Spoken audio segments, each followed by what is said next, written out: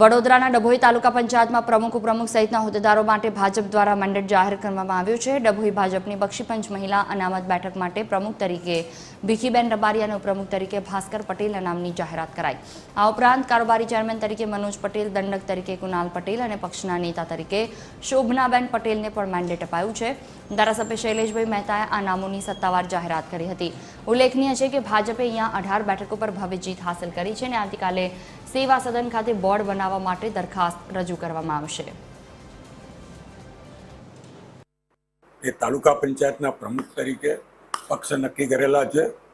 સાથે જ ઉપપ્રમુખ તરીકે ભાસ્કરભાઈ પટેલ, કારોબારી ચેરમેન તરીકે મનોજભાઈ પટેલ, પક્ષના નેતા તરીકે શોભનાબેન પટેલ અને પક્ષના દંડક તરીકે કૃણાલભાઈ પટેલની નિમણૂક કરવામાં આવી છે।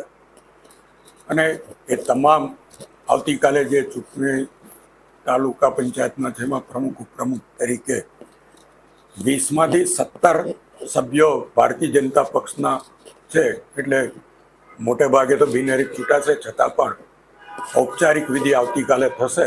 પણ હું આ તમામ 5 સભ્યોને અભિનંદન આપું છું।